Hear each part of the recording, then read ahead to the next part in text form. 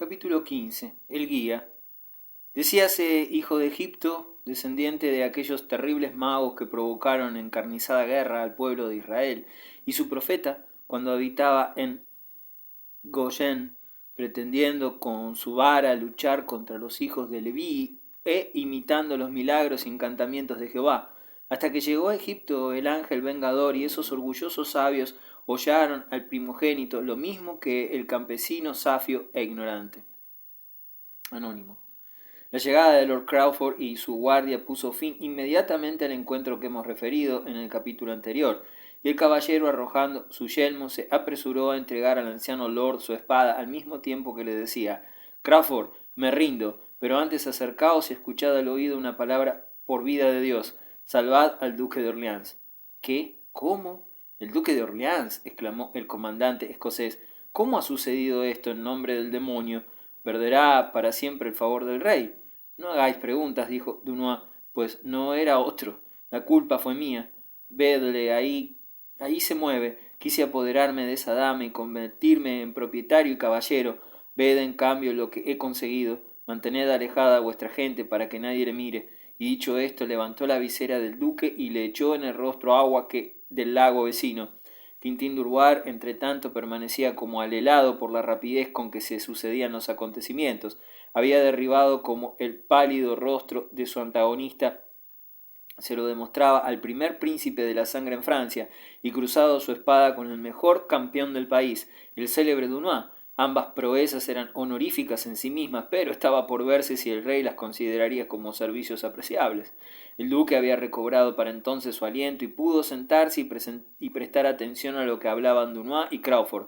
Dunois insistía enfáticamente en que no era oportuno mezclar en el asunto el nombre del más noble de los Orleans, y que en cambio estaba dispuesto a echarse la responsabilidad sobre sus hombros y asegurar que el duque había venido tan solo por amistad hacia él. Lord Crawford continuaba escuchando, fijo los ojos en el suelo, y de vez en cuando suspiraba y sacudía la cabeza. Por último levantó la vista y dijo: Bien sabes, Dunois, que tanto por tu parte como por ti mismo desearía poder servirte. No pido nada para mí. Tenéis mi espada y soy vuestro prisionero. ¿Necesitáis más? Hablo por este noble príncipe, única esperanza de Francia si Dios llamara al delfín. Vino solamente por hacerme un favor y un esfuerzo por contribuir a mi fortuna, y en un asunto que el mismo rey ha estimulado en parte.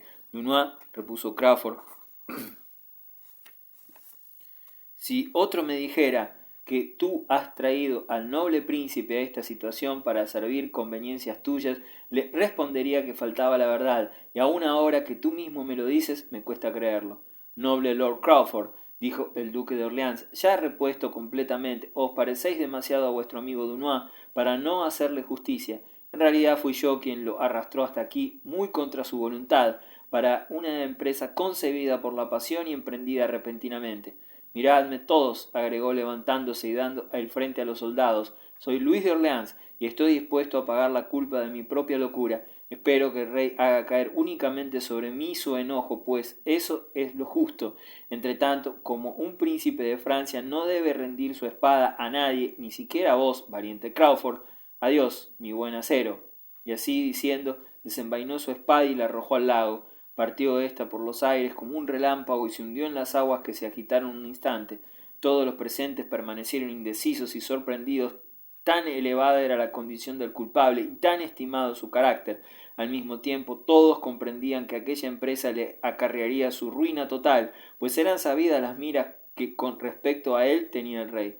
Dunois fue el primero en hablar, y lo hizo en el tono ofendido de quien ha sido traicionado. ¿Cómo, vuestra alteza juzga oportuno perder su mejor espada la mañana misma en que ha perdido el favor del rey y despreciado la amistad de Dunois? Querido primo, ¿cómo creéis que haya sido mi propósito despreciar vuestra amistad, si no hice más que ser sincero, con lo cual pongo a salvo vuestra seguridad y mi honor? ¿Qué tenéis que hacer con mi seguridad, mi noble primo?, repuso Dunois amoscado. ¿Qué puede importaros en nombre de Dios si deseo ser ahorcado o estrangulado o ahogado en el Loire, o muerto a puñaladas, o destrozado por la rueda, o encerrado vivo en una jaula de hierro y sepultado en el foso del castillo, o castigado de cualquier forma que agrade al rey para deshacerse de este súbdito fiel? No es necesario que me hagáis señas e indiques a Tristán el ermitaño. Veo a ese tunante tan bien como vos, y basta de hablar de mí y de mi seguridad. En cuanto a vuestro propio honor, por el pudor de Santa Magdalena, pienso que hubiera valido más perder la aventura de esta mañana o haberla mantenido oculta. Ahí está vuestra Alteza, desmontando por un joven recluta escocés.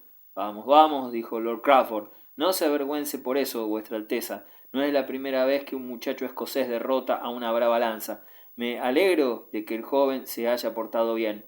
No lo negaré, dijo Dunois, pero si vuestra señoría hubiese llegado algo más tarde, tal vez habría una vacante en su cuerpo de arqueros. Sí, ya veo vuestra rúbrica en ese casco hendido. Quitádselo al joven y dadle alguno de vuestros cascos forrados de acero, que defenderá mejor su cabeza, y permitidme observar que vuestra propia armadura ostenta algunas marcas de firma escocesa. Pero, Dunois, debo pediros al duque de Orleans y a vos que montéis y me acompañéis, pues tengo instrucciones y encargo de guiaros a un lugar muy diferente al que desearía destinaros. ¿No podría decir una palabra Lord Crawford a esas bellas damas? Preguntó el duque de Orleans. Ni una sílaba. Soy demasiado amigo de su Alteza para permitir semejante locura. Y dirigiéndose a Quintín agregó: Vos, joven, habéis cumplido con vuestro deber. Continuad desempeñando la misión que se os ha encomendado. Con vuestro permiso, milord, interrumpió Tristán con su acostumbrada grosería, el joven deberá encontrar otro guía. No podré arreglarme sin Andresillo cuando al parecer tendremos tanto trabajo. El joven, dijo Andresillo, avanzando ahora, solo debe continuar por la senda que tiene delante, pues la misma lo llevará hasta el lugar donde encontrará al hombre que ha de servirle de guía. Ni por 1000 ducados quisiera alejarme de mi jefe en un día como hoy. He ahorcado a caballeros y escuderos en abundancia, y ricos hacendados y burgomaestres. Hasta condes y marqueses han probado mi habilidad, pero y lanzó una mirada al duque como para significarle que su frase debía terminarse con un príncipe de la sangre, y añadió: Andresillo, se hablará de ti en la crónica. ¿Permitís a esos bribones que empleen semejantes palabras en presencia de un príncipe de la sangre? Dijo Lord Crawford, mirando fijamente a Tristán. ¿Por qué no lo corregís vos mismo, milord? Porque tu mano es aquí la única que puede castigarlo sin degradarse. Entonces, dirigid vuestros propios hombres, milord. Yo responderé por los míos, dijo el mariscal preboste. Lord Crawford pareció pronto a responder con rudeza, pero después, como pensándolo mejor, volvió a su espalda a Tristán y pidiendo al duque de Orleans y a Dunois que cabalgaran junto a él, uno a cada lado, hizo una señal de despedida y dijo a Quintín: Dios te bendiga, hijo mío, has empezado tu servicio con valor, aunque en un asunto enojoso. Estaban a punto de marchar cuando Quintín pudo oír que Dunois preguntaba a Crawford: ¿Nos lleváis a Plessis? No, mi desgraciado amigo, repuso Crawford con un suspiro, a Lorges. Lorges, el nombre de ese castillo, o mejor dicho, prisión, más temido aún que Plessis, sonó como un anuncio de muerte en los oídos del joven escocés. Lo conocía como lugar destinado a la ejecución de los actos de crueldad con que hasta el mismo Luis se hubiera avergonzado de manchar su propia residencia.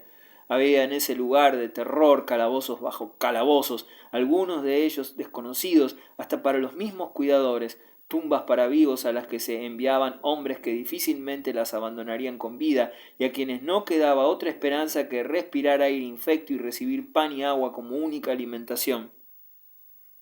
En ese castillo terrible se encontraban también aquellos espantosos lugares de encierro llamados jaulas, en las cuales el desgraciado prisionero no podía permanecer en pie ni tenderse, y cuya invención se atribuye al cardenal Lavallue.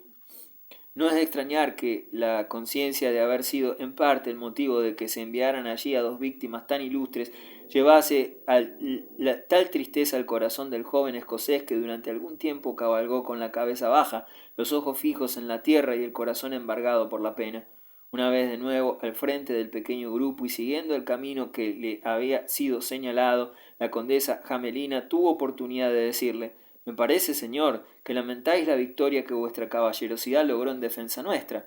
Había en la expresión un tono irónico, pero Quintín tuvo el tacto suficiente para contestar con sencillez y sinceridad: No debo lamentar nada de lo que haga en favor de damas como vosotras, pero pienso que, a no haber sido por vuestra seguridad, hubiese preferido antes caer bajo la espada de un soldado tan bueno como Dunois, que haber sido el motivo de que se envía a esos terribles calabozos al renombrado caballero y a su desgraciado jefe, el duque de Orleans.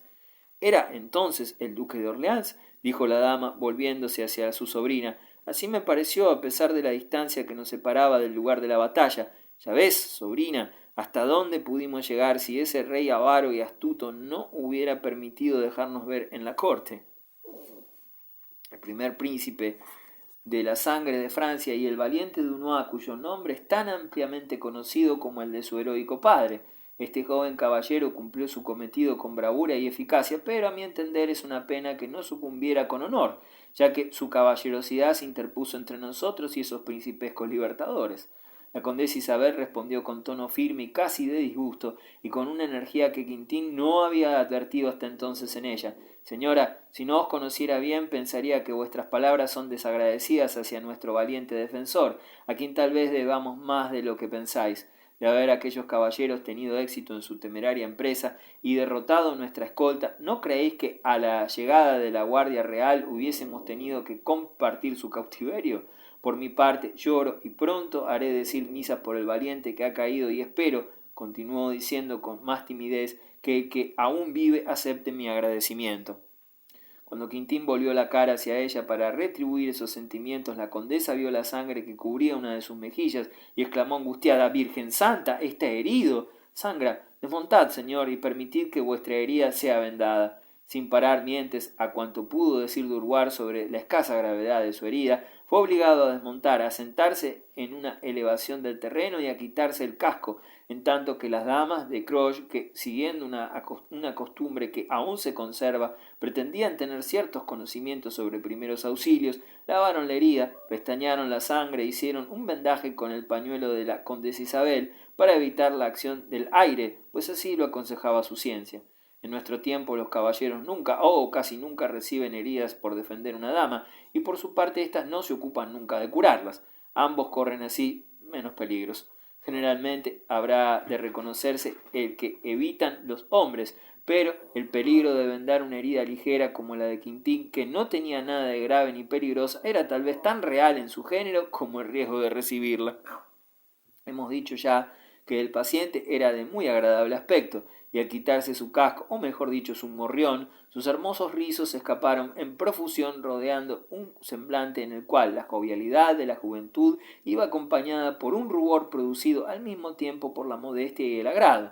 Y mientras mantuvo un pañuelo sobre la herida para dar tiempo a que su tía buscara algún remedio entre su equipaje, los sentimientos de la condesita fueron una mezcla de delicadeza y de turbación, de piedad hacia el paciente y de agradecimiento hacia sus servicios, que aumentaban a sus ojos lo agradable de las facciones del joven herido.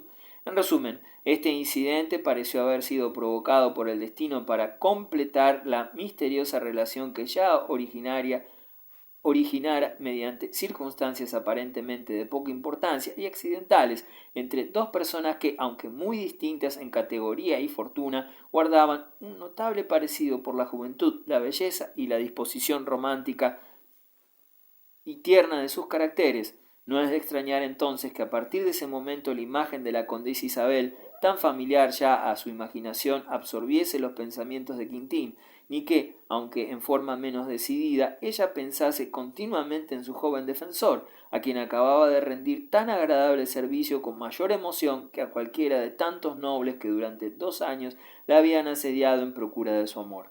Por encima de todo, cuando se representaba a Campobazzo, el indigno favorito del duque Carlos, con sus fines hipócritas, su espíritu bajo y traicionero, de cuello torcido y mirar atravesado, su imagen le resultaba más desagradablemente odiosa que nunca, y en su fuero interno resolvió que ninguna tiranía la obligaría a participar de una alianza tan detestada.